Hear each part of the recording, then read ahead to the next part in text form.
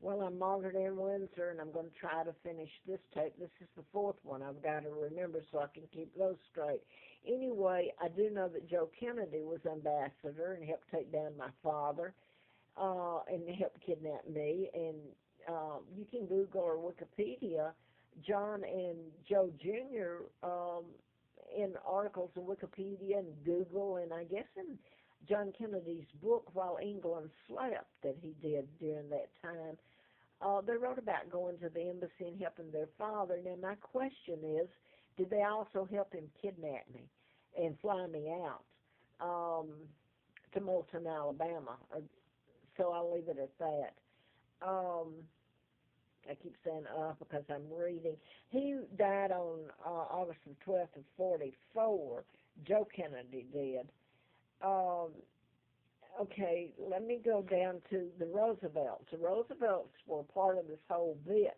He died in Warm Spring, Georgia in 45, I believe. Roosevelt, the president that helped in my kidnapping, and made sure that Kennedy was ambassador. Now then, Eleanor, I want to focus in on this because I started going back after my kidnapping. If you notice, that's when the war was declared with Germany and all that. That was done to my uncle, and my father was taken out illegally. He was still king, but hey, you got them still there. They've done it and gotten away with it. Elizabeth's sitting there, and she's given everything away. But Eleanor Roosevelt, the joke in all this is the Kennedys. John Kennedy was supposed to be for civil rights, and here they've kidnapped me. And I can't tell at all of the torture they have done to me, which is psychological and chemical too, and to my sons, and the hell it caused my parents and my country. So they talk about civil rights. Is that some sort of joke?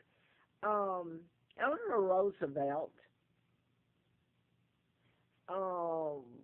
well, first of all, she was the longest serving First Lady, but she held the post as delegate to the United Nations General Assembly.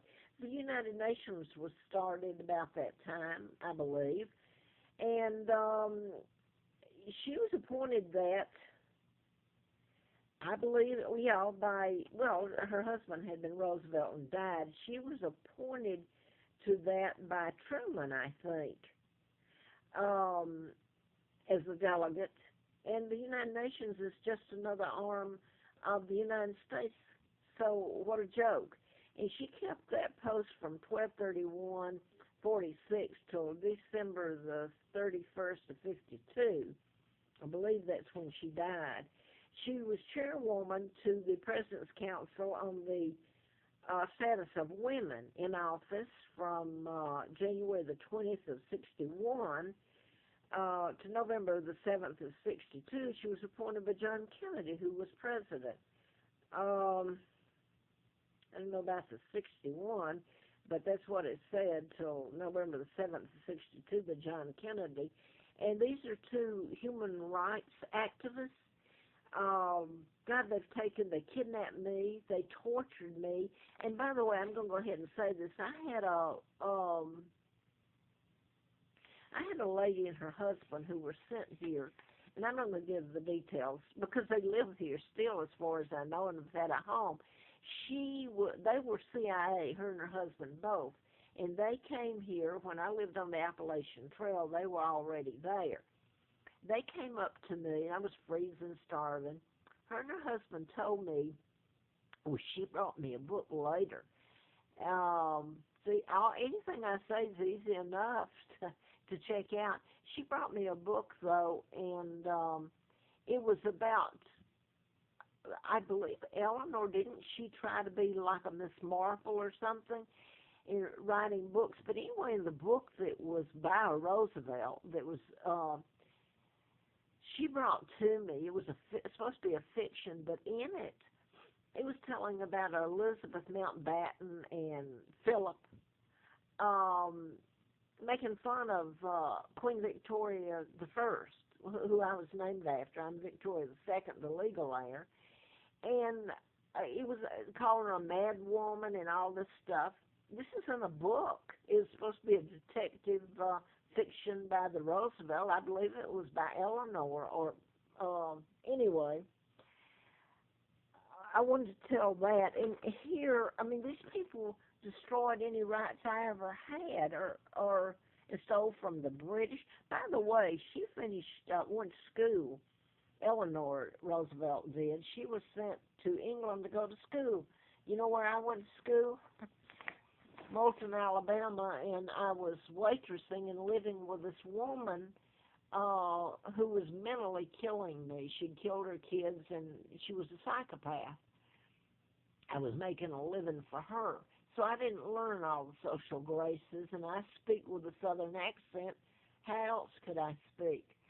Um, but here's where Truman called Eleanor Roosevelt First Lady of the World, a tribute to her human rights achievements.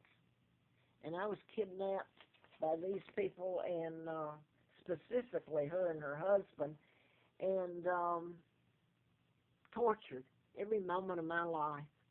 Now, I think I have told what I can on here.